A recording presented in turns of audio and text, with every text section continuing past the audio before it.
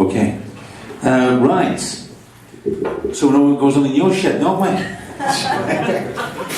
So, I won't be coming around asking to borrow a lawnmower or anything like that, I don't think. But fabulous, really, really powerful film, very powerful film. I love the lighting that was going on in it, fantastic lighting, and some of the close-ups, particularly when the guys started laughing and all that, the angles that were chosen, and a real pervasive atmosphere throughout of menace, and dentists and things. It just puts you in mind of all that sort of stuff. But how long did it take you to shoot that? About 22 hours. 22 hours? Yeah. Right. We did it in like... it was quite an intense shoot. Yeah. Say that. Well, we decided we wanted to do it as quickly as possible, and I said, like, well, maybe, at a push we can try and do it in a day. Yeah. Because I was like 6 months pregnant at the time, and time was running out. We wanted to get a couple of films out before I had my baby. Right. So we were like, let's just do it as quickly as we can, and then we'll do another one after. So you kind of made the film almost quicker than your labour.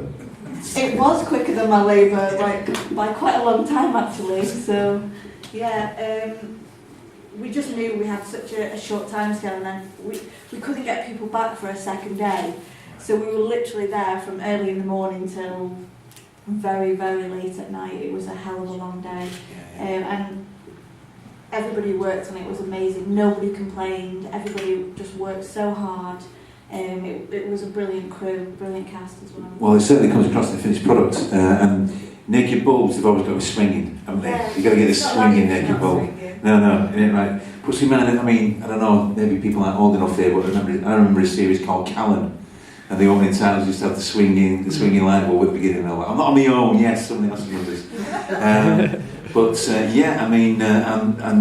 the father, great performance, fantastic performance. Yeah, I think he's here tonight, isn't he? Yeah, there he is. Yeah, you should be a dentist. You can make a few bob on that. You can fund your films. You can actually fund your films off it, my toes were curling at that point. I'm sure there were a few more in the room. So how did the idea about this come about? Where did it come from? Well, it was actually from a friend of Paul's. He's called Peter Skillen, and he wrote the script and sent it to Paul. Paul read it and he was like, "Oh, Nat, I'd love to play the skinhead in that. It's brilliant. I wonder if he'd like me to play it." So he contacted Pete and he was like, "Well, of course I want you to play it. That's why I sent you the script."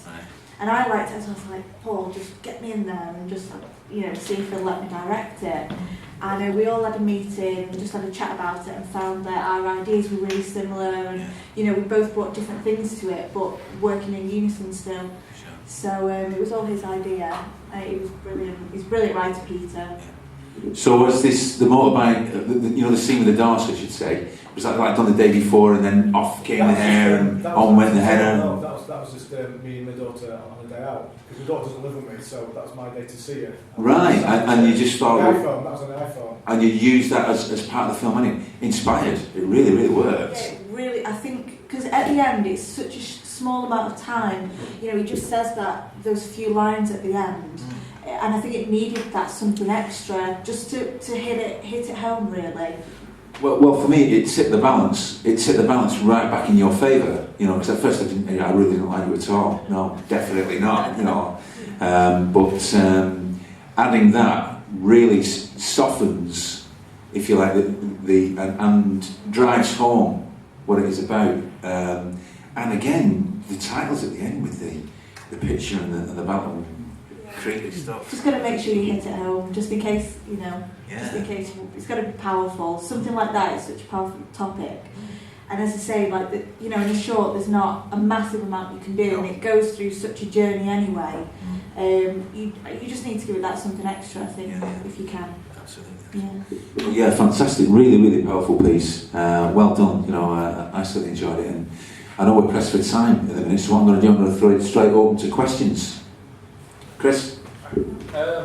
Seriously, that last bit where it probably turned the whole film around, I thought it was awesome. I really did like that. It's like revenge. It was like a revenge film, and I was like, wait for something. I was like, what's missing? And then boom, and then it showed, and then you got the reason for the revenge. Yeah, we wanted it to seem about racism.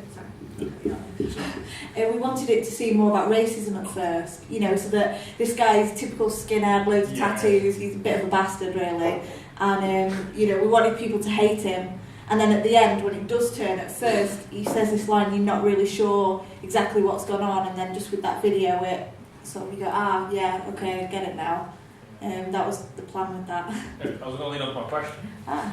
which was like, I watched it first, and I went, Romper Stomper influence, like the tattoos and Oh, stuff. I yeah. went, Russell Crowe, Romper Stomper. And then when he started pulling the teeth, I was like, oh boy. Do you know what I mean? I was just like, an old film. That's how I work in my mind. I love Like, Old Boy. but no, but it was like, what was the influences of that film?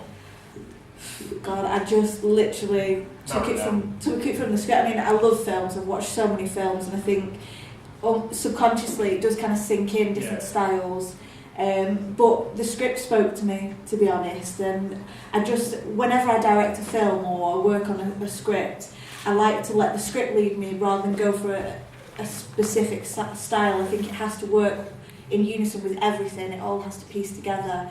And Peter Skillen had such strong ideas with the script that he wrote. It kind of led me onto the next stage of that journey. Thank you. Any other questions?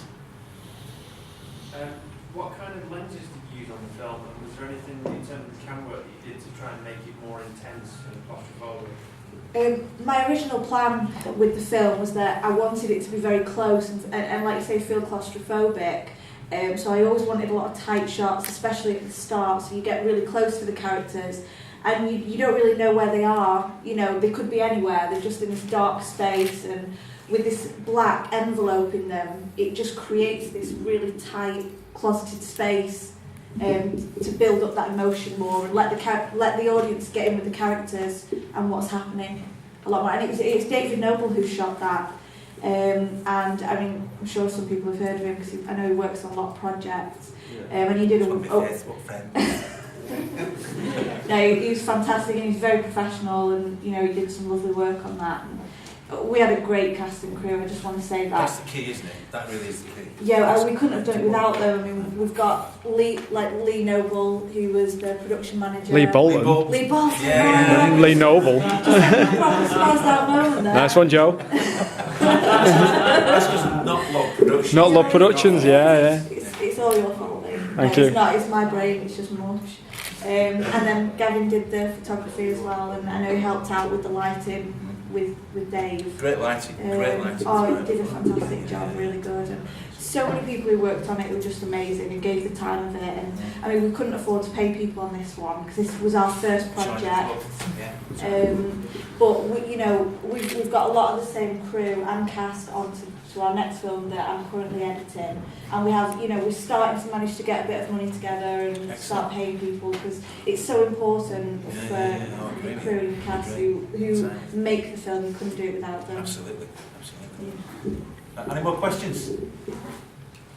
Well, fabulous film, Natalie, really well done, absolutely brilliant. Now, I know some people are waiting for the documentary on the making of The Watcher. As we're pressed for time, what we're going to do, we're going to drop straight into The Watcher now, and for anybody that wants to hang around afterwards, we'll be showing Ben Mottetet's documentary on the making of The Watcher. But fabulous. Well, round of applause, that's this film, absolutely brilliant.